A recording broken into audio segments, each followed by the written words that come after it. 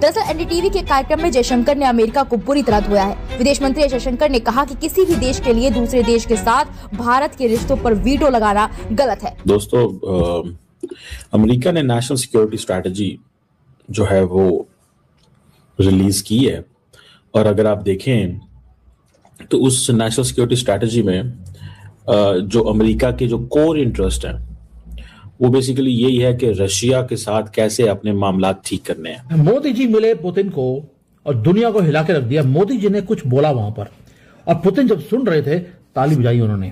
He was really happy, जैसे बच्चा एक खुश होता है, वो वाला हाल मैंने देखा पुतिन के ऊपर। जनरली पुतिन अपनी रिएक्शंस को दिखाते नहीं है, क्योंकि कम्युनिस्ट कंट्री में यहाँ पे सिखाया जाता है बचपन से कि आपको ना तो खुशी दिखानी है ना गम दिखाना है। वहां पे डोनाल्ड ट्रंप टैरिफ नीचे करने का नाम नहीं ले रहा, वो अड़ा हुआ है।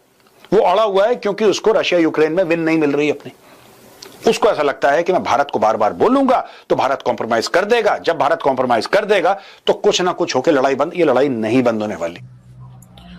अमेरिका रिकैलिब्रेशन चाहता है इंटरनेशनल पॉलिटिक्स में। वो समझते हैं कि हम ये प्रॉक्सी वॉर्स में इंगेज हुए हैं, इससे हमें थोड़ा आगे निकलने की जरूरत है। इसमें हमें थोड़ा सा आगे देने की जरूरत है, आगे हमें जाना है। This is what they are thinking.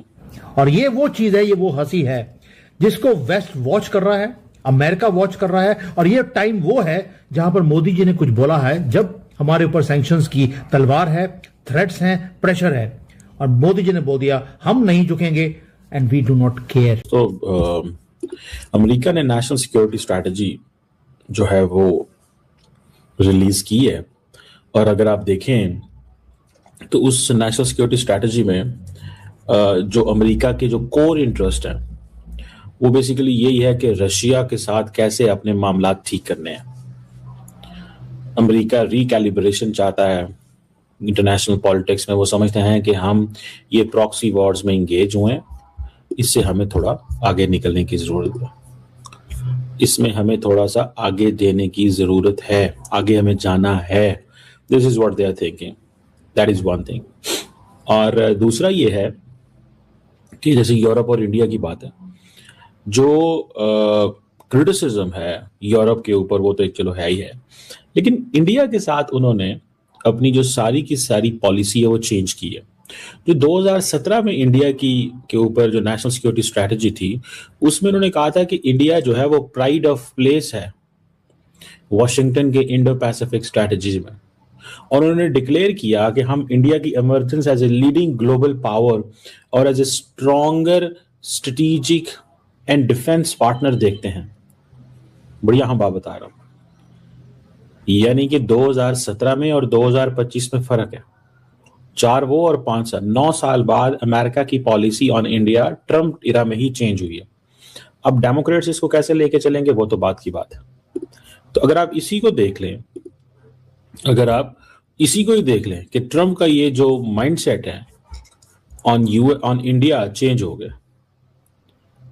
Trump is not thinking what he was thinking before. बहुत सारे लोगों का ये कहना है कि शायद इसमें पाकिस्तान का भी किरदार है, कि पाकिस्तान के जो मिलिट्री ऑफिशियल्स हैं या हमारी जो हुकूमत है उन्होंने अपने आप को एज एन अल्टरनेट प्लेयर के तौर पे एस्टैब्लिश करवाया है, so on and so fourth. That is one thing. Secondly the most important thing is कि दूसरा जो अभी वो डिमांड कर रहे हैं, पाकिस्तान इंडिया से, वो क्या है?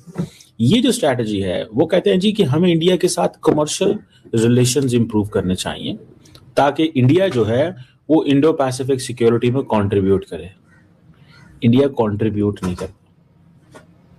जो क्वाड है, अब क्वाड जो है उसका कोई जिक्र नहीं है। क्वाड का सिर्फ इंडिया के साथ बात करते हुए ही आया है। इसको जरा समझ लें आप। क्वाड का जो जिक्र है सिर्फ इंडिया के साथ बात करते हुए ही आया, इसके अलावा कोई नहीं आया। तो इस चीज से आपको थोड़ा सा अंदाजा हो जाएगा what Americans are thinking on India. So पहले कहते थे कि प्राइड है हमारी इंडो पैसिफिक स्ट्रैटेजिक और ये स्ट्रेटेजिक डिफेंस पार्टनर। अभी वो कह रहे हैं कि हमें इंप्रूव करने चाहिए कमर्शियल रिलेशंस, इनकरेज करें इंडिया को कि वो इंडो पैसिफिक सिक्योरिटी में कंट्रीब्यूट करे। वो नहीं कर रहे। भाई जाकर एयरपोर्ट पे जफ्फियां डाली हैं, पर्सनली मिले हैं, वेलकम किया है, और ये वेलकम नहीं था, मैसेज भी था, loud and clear message to the entire world कि आपके टैरिफ्स आप अपने अंदर ले लीजिए, आप डिबेट करते रहिए कि पुतिन को भारत में जाकर मिलना चाहिए या नहीं मिलना चाहिए, मैं अपने दोस्त को मिल रहा हूं, हु आर यू। ये है इंडिया फर्स्ट, और अपोजिशन को भी मालूम है, शशि थरूर ने भी एडमिट किया, सबको मालूम है एक्सेप्ट राहुल गंदगी। तभी बोलता हूं मैं, इसका नाम राहुल गंदगी है, ये सिर्फ गंदगी डालने के लिए इस देश में बैठा हुआ है, बट ही इज इररिलेवेंट। अब बात करते हैं मोदी जी की। दो शेर बैठे और दो शेरों ने क्या बात किया? They talked about money, they talked about business, they talked about Bharat.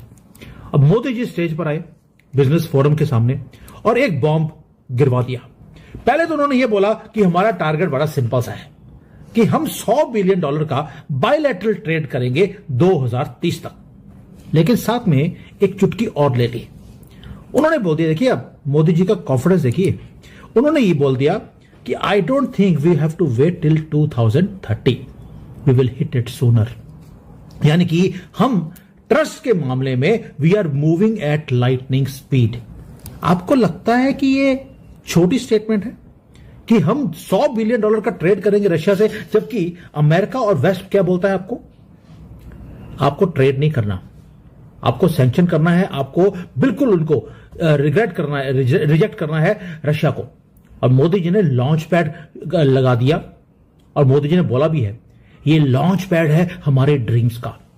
यानी कि दुनिया रिसेशन की बात कर रही है और हम थर्ड लार्जेस्ट इकोनॉमी की बात कर रहे हैं, हम 8.2% के ऊपर जीडीपी हमारी राइज कर रही है। अब तो आईएमएफ ने, उन्होंने हमारे नंबर्स को देखकर हमारा जो बोला था कि 6.2 पे हम राइज करेंगे, और एक बार फिर जो है वो ये दोनों कंट्रीज के दरमियान ये एक जंग की या कह लीजिए झड़प की शक्ल में हमने देखा।